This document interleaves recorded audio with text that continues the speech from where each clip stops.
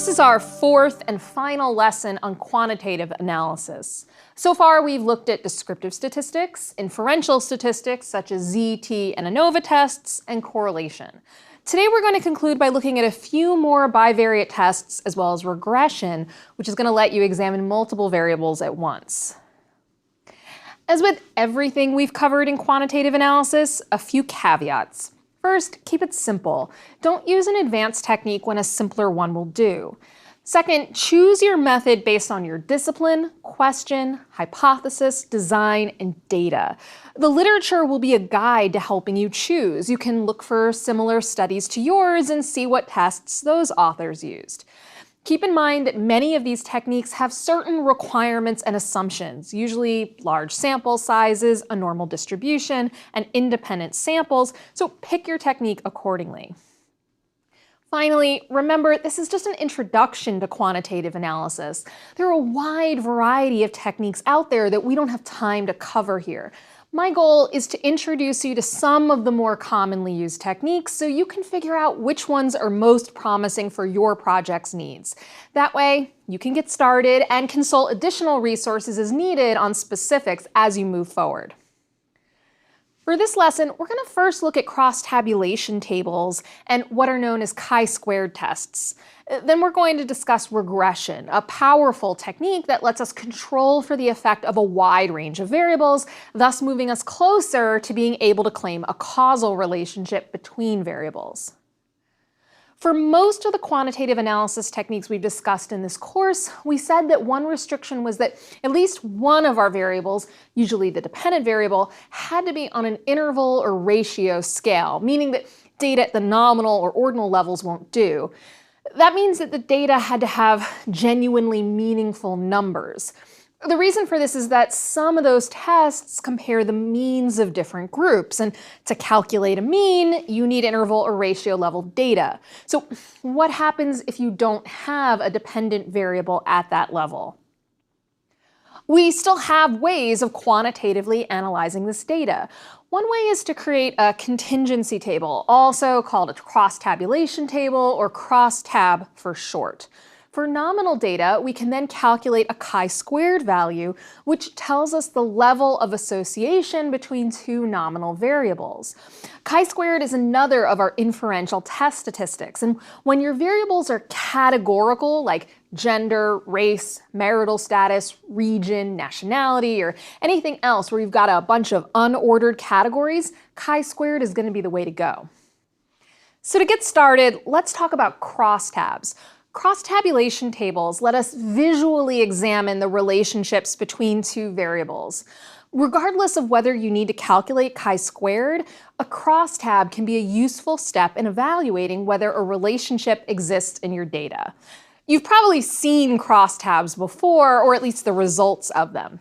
In the 2016 presidential election, for example, we know from a Pew Research Center report that 54% of women and 41% of men voted for Hillary Clinton, and 42% of women and 53% of men voted for Donald Trump. This is the kind of information you can get from a crosstab. We have two variables: vote choice, with the possible values of Clinton and Trump, and voter gender, reported as man or woman. A crosstab takes those two variables and reports the number of people that fall into each of the cross categories. In this case, women Clinton voters, women Trump voters, men Clinton voters, and men Trump voters. Our full table might also include additional categories for men and women voters for other candidates in the election, which is why the percentages don't add up to 100 in this case. When reporting the data, you can do this in multiple forms, as a contingency table, a graph, or just by reporting the numbers themselves. Making a crosstab is pretty easy. It's all a matter of observed frequencies, and we learned all about frequencies in our lesson on descriptive statistics. A frequency is simply the number of times a particular value on a variable appears in the data. In our earlier lesson, we looked at frequency one variable at a time. For a crosstab, you do this for two or more variables at a time, pairing up the number of cases where our variables have a value of interest. In our example, we have four possible categories: woman Clinton voter, women Trump voter, man Clinton voter, man Trump voter. Then you count the number of times a case has both the value of woman for gender and voted for Clinton, and repeat for the other 3 possible categories. That would give you the raw count, the total number of cases falling to each of our 4 categories. From there, you can calculate percentages to see what percent of women and men voted for Clinton versus Trump. Put all of this information into an easy-to-read table, you've got a crosstab. Any spreadsheet program will let you calculate these frequencies fairly easily, but most stats programs allow you to just pick your variables of interest and they'll generate a crosstab for you instantly. It's really one of the most efficient analyses you can run. You get lots of bang for your buck with a crosstab table. Due to the ease of creating and interpreting crosstabs, this is a very typical analysis we do in research. Survey research in particular can benefit from this, as crosstabs can quickly show us through a visual medium whether there are patterns within variables. The 2016 election data, for example, can show us the voting patterns of people by race, age, ideology, or education level, as well as many other variables. Perhaps you're running a survey to determine support for an initiative in your company or organization. You collect data not only on people's support, but indicators such as their current position and how long they've been with the organization. You might find it useful to know that managers are more supportive of your idea than non-managers, or that those new to the company are allied to your cause, but long-timers are not. Such information could help you tailor either your new program or your messaging. Chi-squared lets you take the data from a crosstab and tells you how likely it is that any pattern or relationship we observe is real and not due to chance. As we've covered throughout our lessons on quantitative analysis, we know there's always a risk that any results we have are due to chance and coincidence and not due to a real result. These are our type 1 and type 2 errors rearing their heads again, the risks of finding false positive and false negative results. The great thing is that our tests let us estimate how likely it is that our results are due to chance, and that we have certain standards that tell us how much of that risk is acceptable. That's why we always come back to that 0.05 level of significance. Generally, researchers agree that this is an acceptable threshold. If only 5 times out of 100 our results are due to chance and not due to a real finding, we can live with that. It means that 95% of the time, our findings are an accurate picture of the true population. So chi-squared lets us perform this important function even though our data is not at the interval or ratio level. If we consider our 2016 presidential election, we might say that the gender of the voter mattered in terms of vote choice. The gap was 11 points between men and women voters for Trump. But is that difference a real difference or just due to chance? Chi-squared can help us answer that question. The raw data on the gender gap in the 2016 election comes from a sample size of over 24,000 voters. For our purposes here, I'm going to instead use some hypothetical and simplified data to illustrate the calculations. Of course, a stats program can calculate this for you, but it can be helpful to walk through an example so you can see the logic of what we're doing. Let's pretend that we interviewed 1,000 men and 1,000 women for an N of 2,000. Of those, 54% of women, or 540, and 41% of men, or 410, voted for Clinton. 42% of women, 420, and 53% of men, 530, voted Trump. This would give us 4 observed frequencies: 540, 410, 420, and 530. Next, we need the expected frequencies of each of those categories. This is the frequency we would expect based on the number of cases and their distribution. Sometimes you don't have to calculate this at all. You might have a reason to expect the categories to be equally split, as you might if we were looking at the random flipping of a coin, where you expect 50% of your tosses to be heads and 50% to be tails. But other times we don't know offhand what our expected frequencies should be, so we have to calculate them. Again, let your spreadsheet or stats program do this for you. In our case, our expected frequencies come out as follows. 456 for the women Clinton voter cell compared to the 540 we observed, 447 for the men Clinton voter cell compared to the 410 we observed, 456 for the women Trump voter cell compared to the 420 we observed, and 447 for the men Trump voter cell compared to the 530 we observed.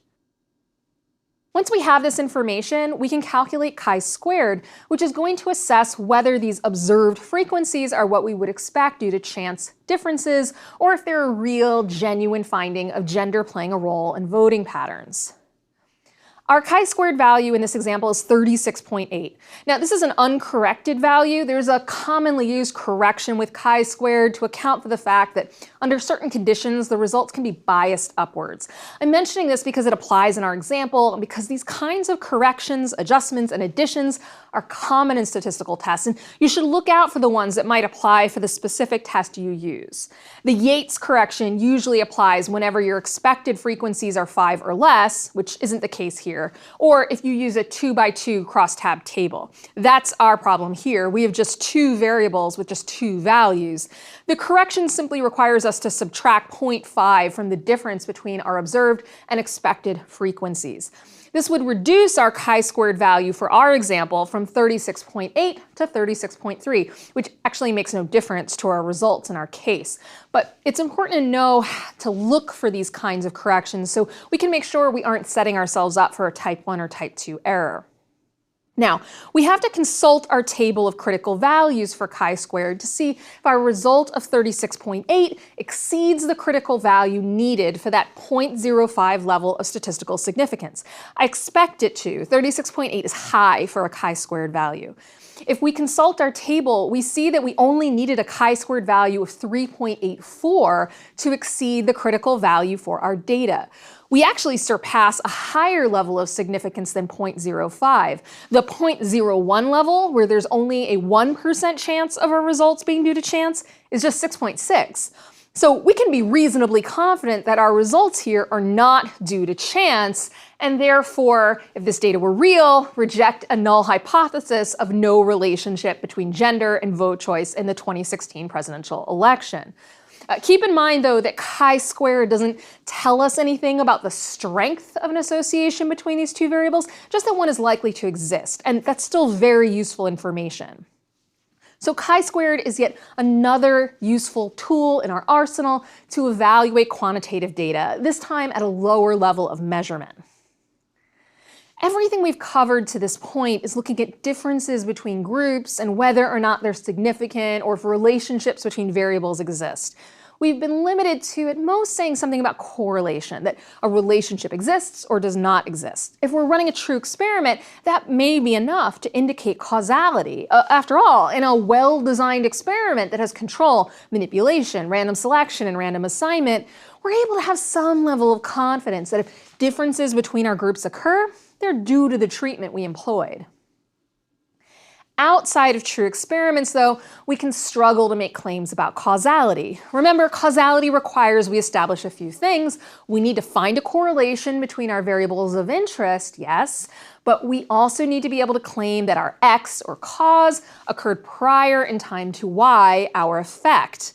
We also need a theoretical explanation for why this X would lead to change in that Y, and we need to eliminate alternative variables that might be the true cause of any relationship we do find.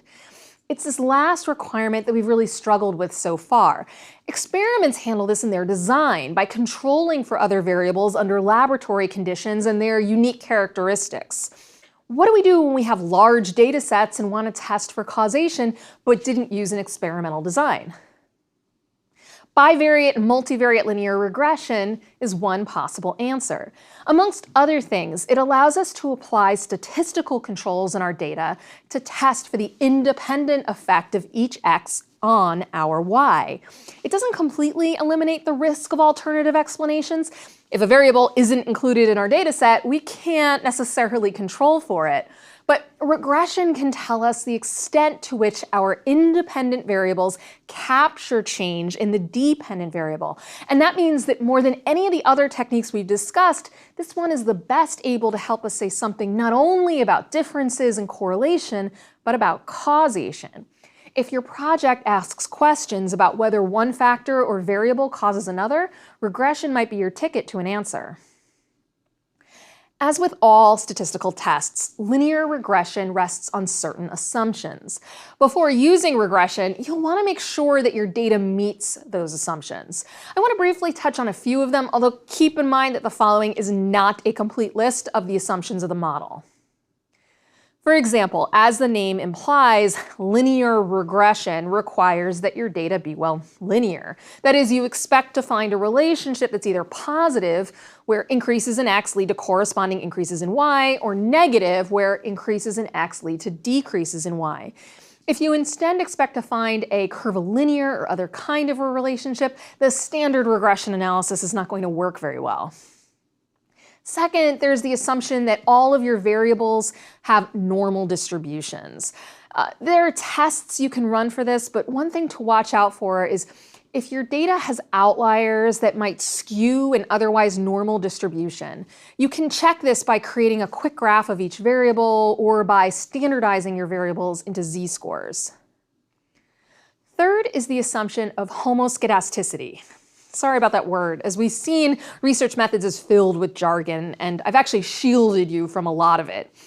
All this means is that the variance of the errors is stable regardless of the value of x.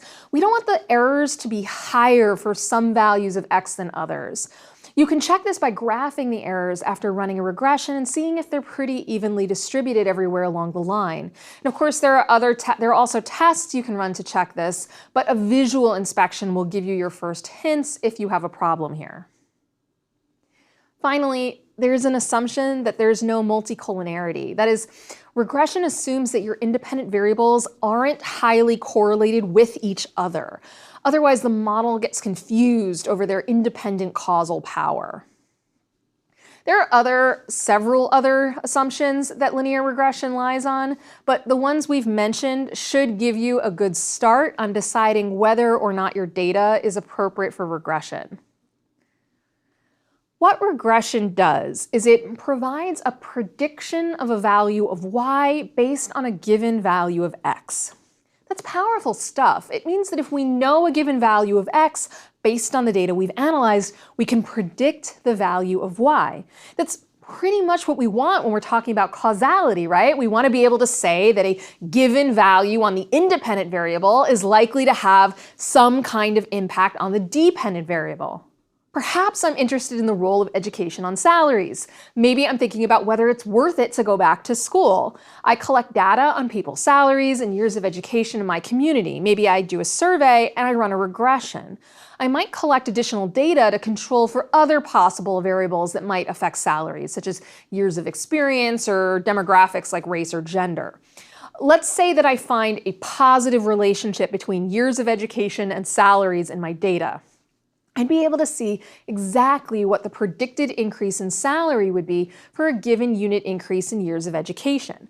That would give me some very useful information on the general role of education in salary that I could use as part of my decision-making process on whether to go back to school. Just be careful in how you interpret these results. There are a number of fallacies we have to watch out for. The ecological fallacy occurs when we assume that our statistical results for a sample or group can be applied to an individual. Just because I find results that show that there's a relationship between education and salaries doesn't mean that I automatically will see a boost in salary if I increase my own education. To look at our previous example, we found that women were more likely to vote for Clinton than Trump. Just because I share the group characteristic of being a woman doesn't mean I automatically voted for Clinton. Individuals should never be assumed to always share group behavior with the groups they belong to, and we shouldn't assume the results we find for a group will predict how an individual will behave.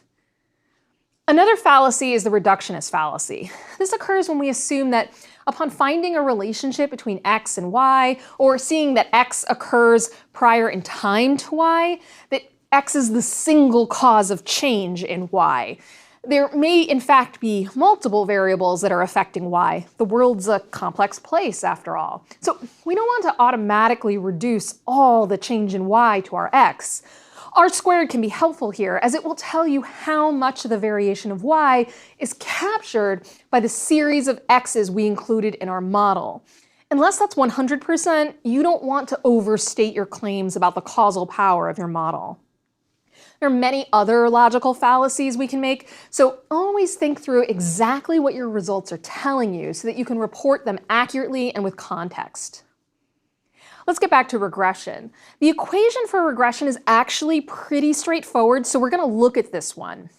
It's y equals alpha plus beta times x.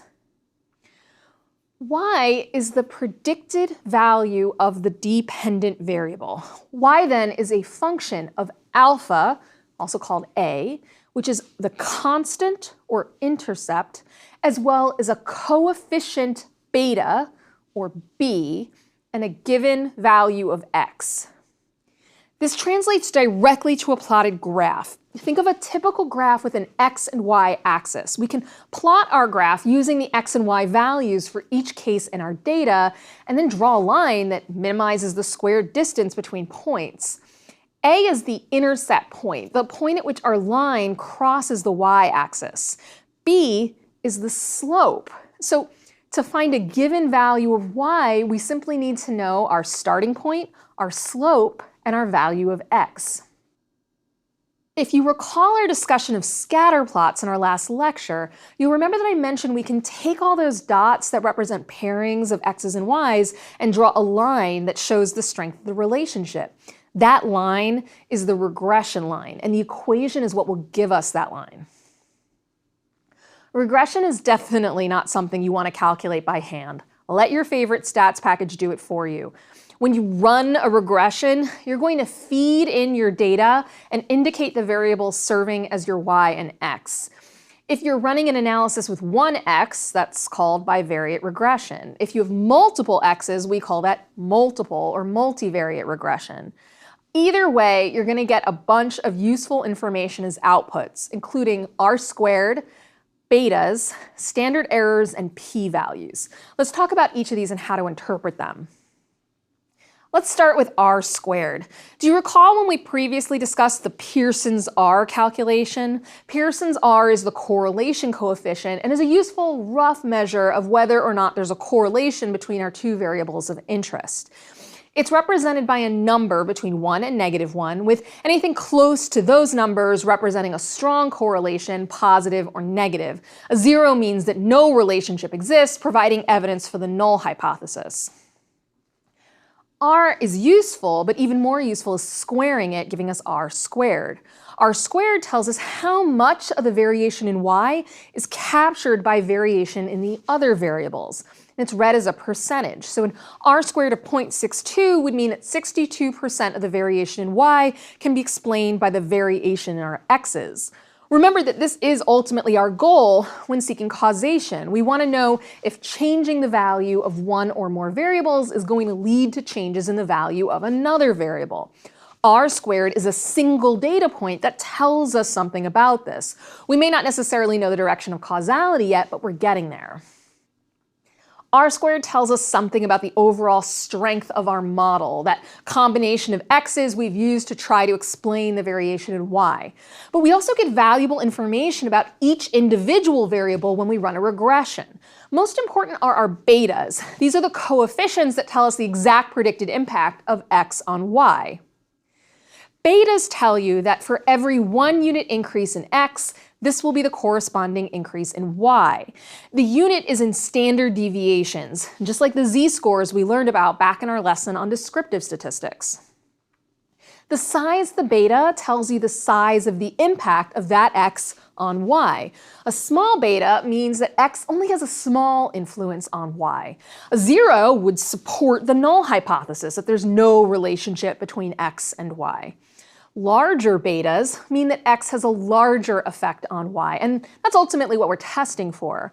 On a graph, the beta is the slope of the line. A larger beta means a steeper slope and therefore a greater impact. A lower beta indicates a less steep slope and a weaker effect. So we want to see large betas in our results. Your results will also give you a standard error for the estimate and standard errors for each coefficient. The standard error of the estimate is a measure of how much on average each actual data point differs from the predicted point on the regression line. That should sound somewhat familiar. When did we last talk about the average distance of points from a central point? That's right, standard deviation. In essence, the standard error of the estimate is the standard deviation of the error. The standard error for each coefficient is the standard deviation of that particular coefficient. You generally want your betas to be large, not necessarily in general, but relative to their standard errors, a sign of the power of that independent variable in affecting the dependent variable. Your output will also typically give you your t-statistic and its associated p-value for each variable. This is a measure of the statistical significance of your variable.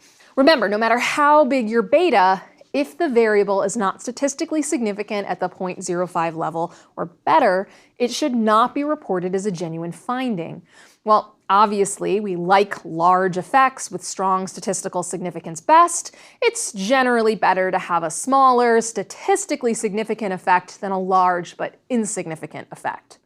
You should also get a p-value for the entire model. You'll want to make sure that that too is at the 0.05 level or better. Before we conclude, let's talk about multiple regression, causality, and prediction. Multiple regression is an extension of regression. Instead of one independent variable, it uses multiple independent variables. The equation for this is this. Y equals alpha plus beta 1 times x1 plus beta 2 times x2, and so on for all of your x's. Using multiple regression, we can calculate a coefficient for each x in our equation. Including additional variables in our analysis can allow us to test more complex models of causality.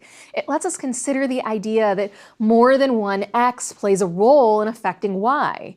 Throughout our course, we've typically focused on a single independent and dependent variable, and doing so is very helpful to understand all these concepts and techniques and represents that value of parsimony we tend to like. But it's not necessarily representative of how the rather complex real world works. Remember that reductionist fallacy. Building a model often involves considering multiple variables, so that often means we may want to run multiple regression that uses all of these variables. Just keep in mind that you want your independent variables to be, well, independent of each other. You don't want your x's to also be too highly correlated with each other. What's neat about multiple regression is that it will still give you an r² for the overall model. So you can see whether including those additional variables accounts for more of the change in y. You'll probably want to use the adjusted r², which accounts for your adding in additional variables. Your results will also give you beta coefficients for each variable, which will show you the impact of each variable. Sometimes by including additional variables, you'll find that an x that previously had a high statistically significant coefficient no longer does, a sign that your new variable might have more predictive power than the old one. When you include additional variables in your regression equation, the beta coefficient for each variable tells you the impact of that variable on y when holding all the other independent variables constant. Being able to run multiple variables at once, therefore, gives you that statistical control we're looking for when we don't get it from running a true experiment. Running a model with a number of control variables can let you isolate the impact of your chosen independent variables and see whether they really do have the impact you expect. If you get large beta coefficients with low p-values, a high r² for the model, and can back up your claims with theory, then you've got a strong case for causality. Finally, even if causality isn't your goal, multiple regression can be highly valuable for the purpose of prediction. Remember, by putting in a new x, we can use our results to predict a value of y. This can be very valuable if you're trying to make predictions as part of your research project. A lot of research ultimately aims at making predictions, so regression is a commonly used tool in quantitative analysis, and one worth learning, both how to do it yourself and how to interpret the results. That's going to do it for our introduction to quantitative analysis. Over the last 4 lectures, we've covered a nice range of techniques to analyze your data. Of course, there are many more. There are variations and corrections to the techniques we've covered, and so many that we didn't touch on at all. Regression itself is a sort of gateway technique that lets you move into even more advanced statistical techniques: maximum likelihood estimation, event history modeling, time series analysis, and many others. But many, if not most, research projects outside of PhD level work will be just fine using what we've covered in this course. Now it's time to return to qualitative analysis and the tools we have for working with data that isn't primarily grounded in numbers and a large number of cases.